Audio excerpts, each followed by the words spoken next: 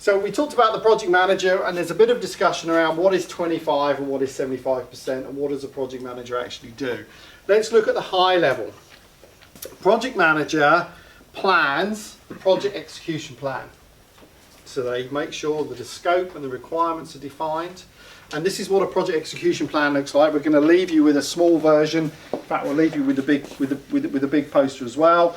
But they make sure that the scope is defined accurately, that we've got requirements, objectives defined and agreed. We've prioritised those requirements. But then that scope is then broken down into a work breakdown structure. So we've got control of the different buckets of work, the work packages that we have to do, that we have the right people involved to work on those work packages. So that's where RACI comes in and the project organisation. We then make sure that we've got independencies between those different activities and work packages. We know which has to come first, which is dependent on something else. And we can put a duration estimate towards those pieces of work, which gives us a schedule. And that's our time frame. If you go back to our triple constraint over there, which is over there now, our time constraint. We then look at what numbers of resources do we need to work and deliver each one of those packages of work.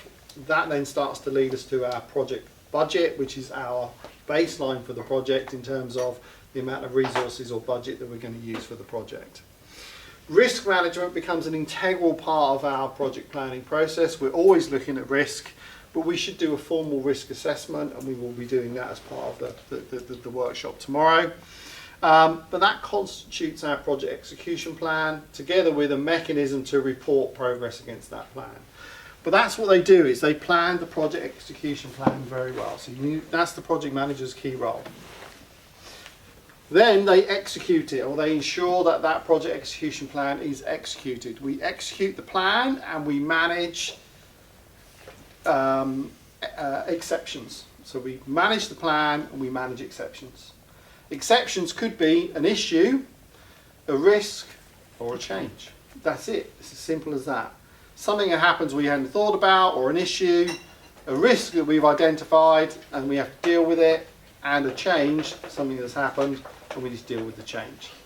So we manage the plan and we deal with the exceptions. That's what we're doing. And the project manager is also responsible for building and maintaining the project team. So they have a leadership role to look at that project team, because they're responsible for this project team and this result that they're delivering.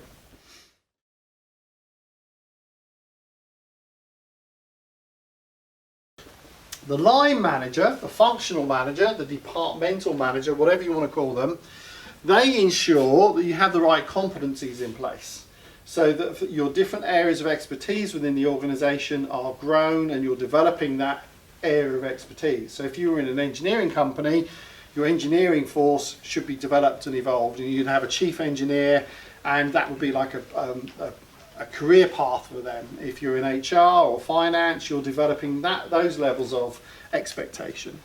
They arrange the priorities of those people, so they're actually looking at where do we put those people and what are the priorities of the work within the department. They're looking for continuously improving their pool of resources and their level of expertise, and they're also the home base. That's where people go back to. That's where people sort of belong.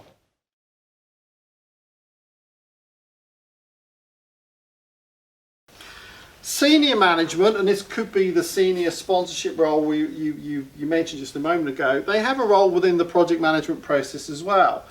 They need to ensure that there is a regular set of ideas for projects, or that we have a mechanism for managing those ideas. And we're talking about the initiation, tenders, that we've got a process for managing all of those concepts that we want to then turn into projects. We then select projects and we make sure that a project manager has been identified. We are constantly reviewing the progress of projects and how well they're performing against what? What are we going to measure that performance against? The plan, which actually is part of your process here, and it should be approved. One of the questions that senior management should be asking is, what's the level of confidence do you have in your plan? I once had another piece of work I was doing was for Parker Air and Fuel, and it was a year.